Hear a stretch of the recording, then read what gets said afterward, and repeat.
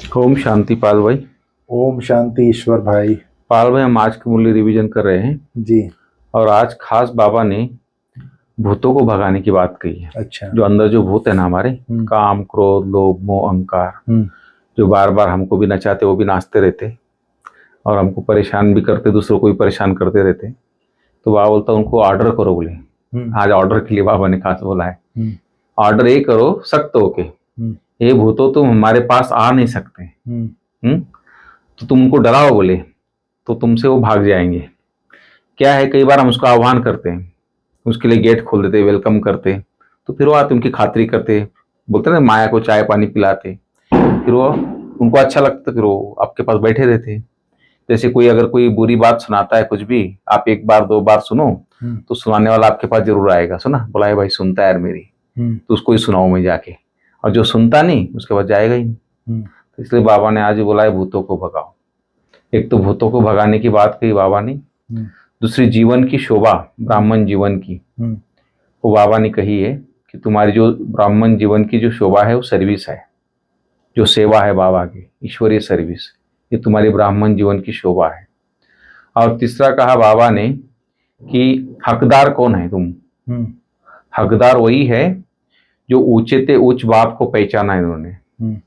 वो नशा है उनको कि स्वयं भगवान परमात्मा बाप हमको मिला है, हम उनके बच्चे हैं, वो हमें पढ़ा रहा है, तो उनकी श्रीमत पर हम चलते हैं, तो ये नशा हो। तो एक मेन बात है पाल भाई आज की। इसलिए बाबा बोलता है कि जो अंतिम जन्म में तुमको अगर श्रेष्ठ बनना है तो बंधन मुक्त बनकर भारत की सच्ची सेवा भी करनी है और फलक से समझाना भी है, समझना भी है। ये भी बात बाबा ने कही है। और कर्म भोग जो है, बीमारियां है, माया के तूफान है, उसमें मुंझना नहीं है। बाप से जो ज्ञान दिया है बाप ने, उसे उगारते रहना है और बाप की याद में हर्षित रहना है। तो ये बाबा की मेन मुख्य बातें पाल भाई, आज मुख्य शिक्षा है। तो आप थोड़ा डिटेल बताएंगे मुरली की आज? और भी बहुत सारी बातें बाबा ने बताई है, तो कैसे भूतों को भगा सकते हो, कैसे सर्विस का शौक होना चाहिए, इन बातों पे और भी बाबा ने क्या डिटेल्स बताया, थोड़ा बताइए। ओम शांति ईश्वर भाई। ओम शांति। आज अक्टूबर महीने का आखिरी दिन है जी। 31 अक्टूबर 2024 की मुरली हम लोग रिवीजन कर रहे हैं। बिल्कुल। बाबा ने कहा, मीठे बच्चे ऑर्डर करो कि हे भूतों तुम हमारे पास आ नहीं सकते, नहीं आ सकते। तुम उनको डराओ तो वह भाग जाएंगे।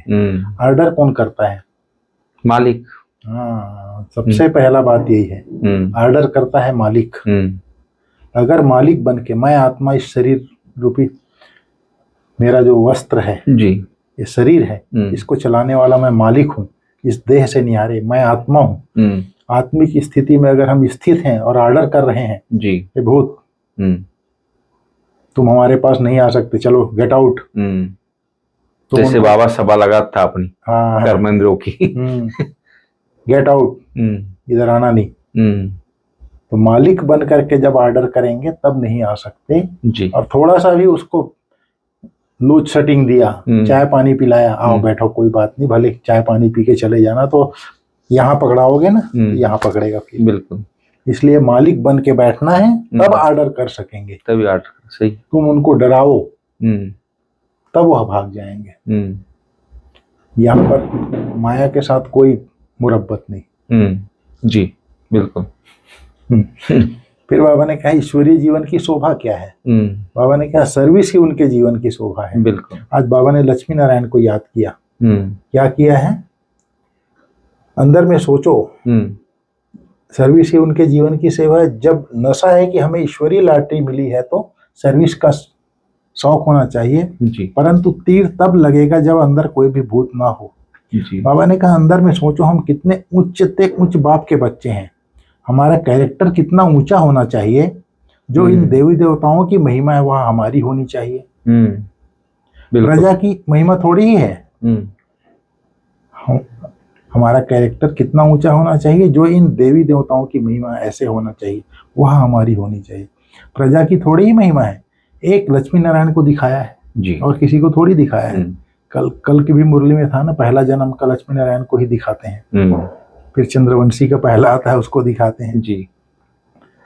एक लक्ष्मी नारायण को ही दिखाया है, तो बच्चों को कितनी अच्छी सर्विस करनी चाहिए। इन लक्ष्मी नारायण दोनों ने यह सर्विस की है ना जी। लक्ष्मी नारायण के पहले जो ब्रह्मा और सरस्वती थे उन लोगों ने सर्विस की है ना, तो इसीलिए सर्विस ही उनके जीवन की शोभा है। फिर बाबा ने कहा शिव बाबा का बच्चा कहलाने का हकदार कौन है? जिन्हें निश्चय है कि भगवान हमारा बाप है। हम ऐसे ऊंचे ते ऊंचे बाप के बच्चे हैं, ऐसे नशे में रहने वाले लायक बच्चे ही शिव बाबा का बच्चा कहलाने के हकदार हैं। बराबर। अगर कैरेक्टर ठीक नहीं, चलन रॉयल्टी की नहीं, तो वह शिव बाबा का बच्चा कहला नहीं सकते। बराबर। समझ में आया? बाबा ने कहा ये जो विकार वगैरह है उसके लिए ऐसा पुरुषार्थ करना चाहिए, कोई भी विकार की बात हमारे आगे आ नहीं सकती। सिर्फ विकार की बात नहीं, एक भूत नहीं, कोई भी भूत नहीं आ सकता, ऐसा शुद्ध अहंकार रहना चाहिए। बहुत उच्चते उच्च भगवान के हम बच्चे भी उच्चते उच्च ठहरे ना। बातचीत चलन कैसी रायल होनी चाहिए। बाप चलन से समझते हैं यह तो बिल्कुल कौड़ी तुल्य है, मेरा बच्चा कहलाने का हकदार नहीं है। जो कौड़ी तुल्य है, बर्थ नाट्य पेनी है, वो बाप का बच्चा कहलाने का हकदार नहीं है। फिर बाबा ने कहा तुम बच्चे जब यहाँ बैठते हो तो दिमाग में आना चाहिए हम बेहद के बाप के बच्चे हैं, नित्य बाप को याद करते हैं। याद करने बिगर हम वर्षा ले नहीं सकते। काहे का वर्षा? पवित्रता का वर्षा। अभी संगम युग पर हम पवित्र बनेंगे तब पवित्र दुनिया के मालिक बनेंगे। बिल्कुल। फिर बाबा ने कहा तुम बच्चों को अंदर में यह सब बातें आनी चाहिए कि यह स्कूल है, हम पढ़ रहे हैं। कहाँ चक्कर लगाने जाते हो तो भी बुद्धि में यह ख्यालात चले तो बहुत मजा आएगा। बेहद के बाप को तो दुनिया में कोई नहीं जानते, और बाप के बच्चे बनकर और बाप की बायोग्राफी को न जाने ऐसा भुट्टू कभी देखा है? बोला बाबा। भुट्टू माना बुद्धू। न जानने के कारण कह देते हैं वह सर्वव्यापी है। बाबा ने कहा तुम मनुष्य थे तो आसुरी मत थी, अभी ईश्वरीय मत मिलती है। उनमें कितना फर्क है? यह शास्त्र आदि सब मनुष्यों ने ही बनाए हैं जी। बाहर कोई शास्त्र पढ़ सही है। बाप कोई शास्त्र पढ़कर आते हैं क्या? बाप कहते हैं मैं कोई बाप का बच्चा हूँ क्या? मैं कोई गुरु का शिष्य हूँ क्या जिससे सीखा हूँ? तो यह सब बातें भी समझानी चाहिए, बाबा ने कहा। समझ में आया जी। बाप कितना सॉल्वेंट बनाते हैं, फिर इनसॉल्वेंट बन जाते हैं। अभी भारत का हाल देखो क्या है। फलक से समझाना चाहिए, माताओं को खड़ा होना चाहिए। तुम्हारा ही गायन है वंदे मातरम। भारत को धरती को वंदे मातरम नहीं कहा जाता है, वंदे मातरम मनुष्य को किया जाता है। बाप इन द्वारा बच्चों को पढ़ा रहे हैं, कोई तो इतना समझते भी नहीं। बाप शिव बाप ब्रह्मा द्वारा इन बच्चों को पढ़ा रहे हैं, कोई तो इतना भी समझते नहीं। यहाँ से बाहर निकले खलास, यहाँ पर बैठे भी जैसे कुछ समझते नहीं है। बुद्धि बाहर भटकती धक्का खाते रहती है, एक भी भूत निकलता नहीं है। पढ़ाने वाला कौन और बनते क्या है? बाबा ने फिर बहुत बड़ी बड़ी बातें कही है। साहूकारों के भी दास दासियां बन जाते हैं। यहाँ बुद्धि तवाही माफिक भटकते रहती है। इस दुनिया में भी साहूकारों के पास कितने नौकर चाकर होते हैं। फिर बाबा ने कहा बेहद का बाप कहते हैं मुझे याद करो तो तुम विश्व के मालिक बन जाएंगे। यह बैज बहुत अच्छा है समझाने के लिए। कोई बैज मांगे तो बोलो समझ कर लो। इस बैच को समझने से तुमको विश्व की बादशाही मिल सकती है जी। शिव बाबा ब्रह्मा द्वारा डायरेक्शन देते हैं, मुझे याद करो तो तुम यह बनेंगे, अर्थात लक्ष्मी नारायण बनेंगे। बाप कहते हैं और सब बातें भूल मुझे याद करो। बाबा ने कहा बंधन मुक्त बनकर भारत की सच्ची सेवा करनी है। फलक से समझाना है कि हमें रूहानी बाप पढ़ा रहे हैं, हम रूहानी सेवा पर हैं, ईश्वरीय सेवा की उछल आनी चाहिए। बाबा ने कहा कोई भी कर्म भोग की बीमारी व माया के तूफानों में मूझना व हैरान नहीं होना है। बाप ने जो ज्ञान दिया है उसे उगारते बाप की याद में हर्षित रहना है। बिल्कुल। जब बुद्धि में बाप का ज्ञान रहेगा, जैसे किसी के पास पोटली में पैसा है, वो गिनते रहता है बार बार गिने कितना है मेरे पास। उसी प्रकार ये ज्ञान धन है, मन में उगारते रहेगा तो बुद्धि बीमारी की तरफ जाएगा ही नहीं जी। फिर बाबा ने आज वरदान बोला है निराकार और साकार दोनों रूपों के यादगार को विधि पूर्वक मनाने वाली श्रेष्ठ आत्मा भाव। दीपमाला अविनाशी अनेक जगे हुए दीपकों की यादगार है। आप चमकती हुई आत्माएं दीपक की लौ मिसल दिखाई देती हो। समझ में आया जी।